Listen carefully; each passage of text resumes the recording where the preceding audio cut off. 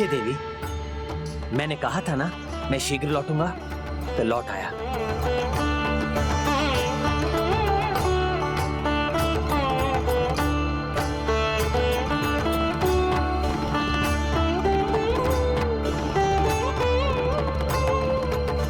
ये लीजिए देवी।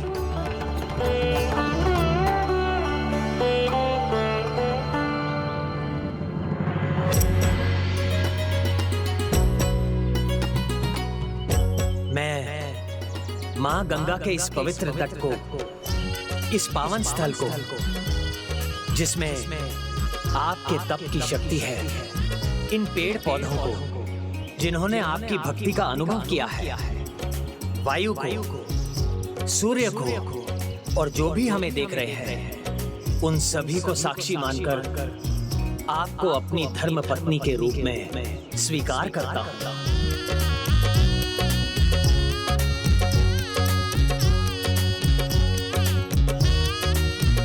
मैं भी अपने प्रभु श्री परम कृष्ण की भक्ति और उनके प्रति अपनी आस्था को साक्षी मानकर आपको अपने पति के रूप में स्वीकार करती हूँ।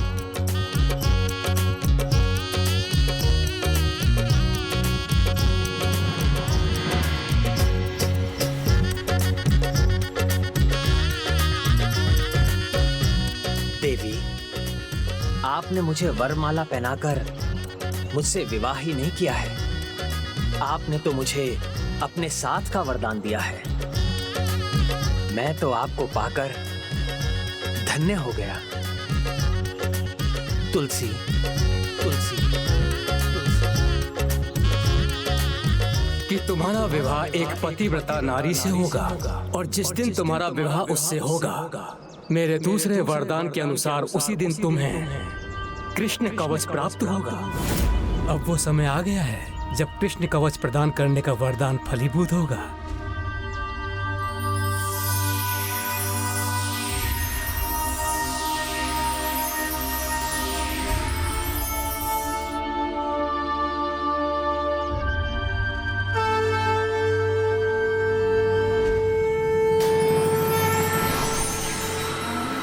प्रभु ब्रह्मदेव का वरदान सार्थक हो रहा है। आपका और मेरा संबंध केवल भक्त और भगवान का संबंध होगा प्रभु।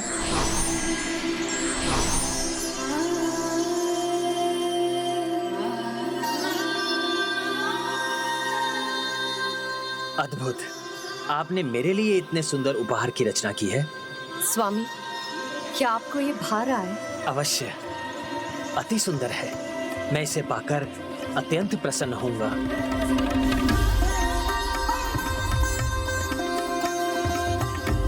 ये मात्र एक उपहार नहीं है, ये तो मेरे प्रभु श्री परम कृष्ण है, जिन्हें मैं आपको दे रही हूँ। इनका आशीर्वाद सदा आपकी रक्षा करेगा। नारायण नारायण, सब कुछ कितना कुशल मंगल है।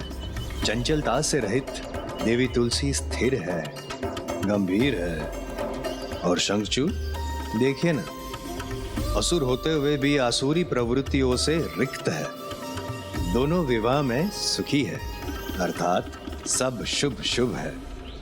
अर्थात अंत भला तो सब भला।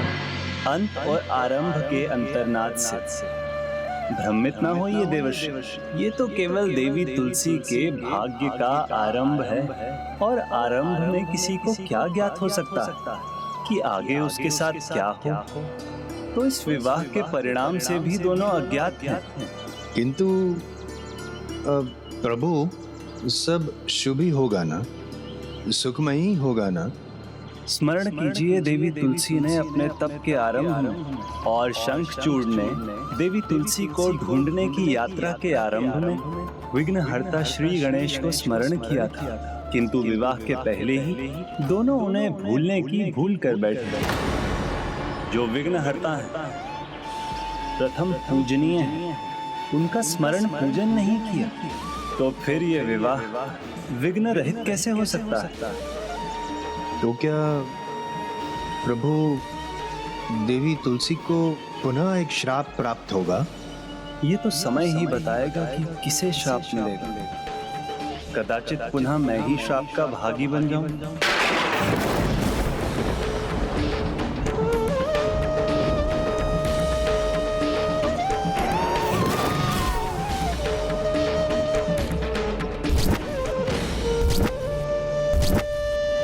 युवराज शंखचूड़ की जय, युवराज शंखचूड़ की जय, युवराज शंखचूड़ की जय, युवराज शंखचूड़ की जय, युवराज शंखचूड़ की जय।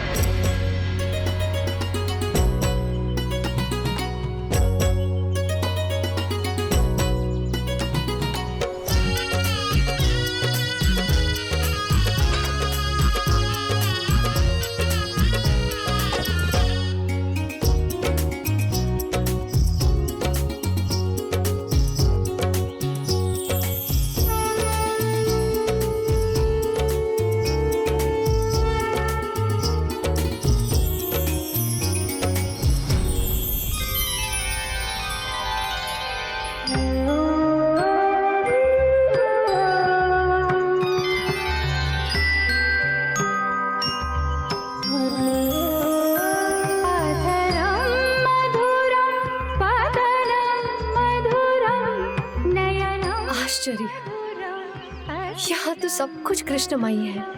यहाँ तो चारों ओर मेरे प्रभु कृष्ण ही कृष्ण है।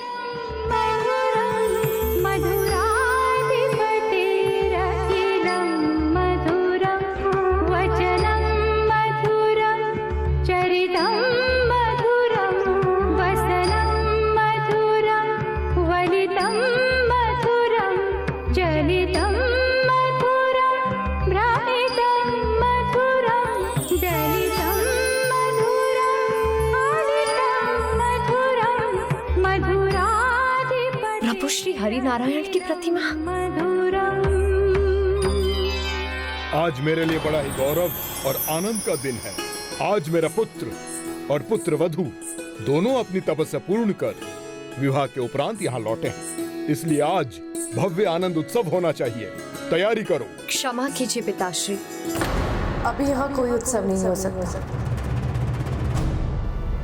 मेरा अर्थ है पिताश्री, सर्वप्रथम हमें प्रभु पूजन कर उनका आशीर्वाद लेना चाहिए, उसके बाद ही उत्सव का आयोजन होना चाहिए। युवावस्था और चंचलता दोनों एक दूसरे के पर्याय हैं। तुम्हारे स्थान पर कोई अन्य होता तो उत्सव को प्राथमिकता देता, किंतु अद्भुत हो तुम। आसुरी प्रवृत्ति के कारण जो भूल हम करने जा रहे थे, तुमने यहाँ आते ही हमें इतनी बड़ी भूल करने से रोक दिया। हमें धन्य कर दिया पुत्री। शुभ कार्य का आरंभ हरि नाम से ही होना चाहिए।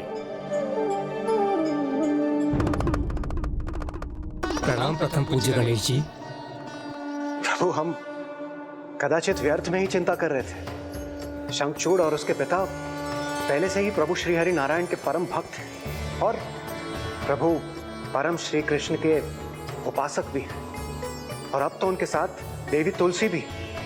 और उनकी भक्ति के प्रभाव से इन असुरों की असुरी प्रवृत्ति भी क्षीण पड़ जाएगी और वो धर्म के कार्य में लीन हो जाएंगे।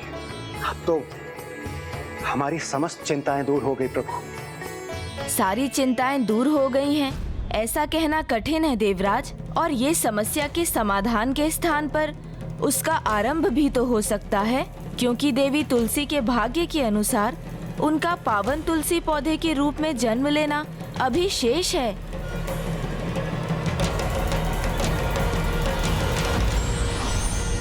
वास्तविक तब बाध्य गतिविधियों से अपनी देह को कष्ट देना नहीं, वरन अपने अंतस की आकांक्षाओं और मन पर नियंत्रण करना है।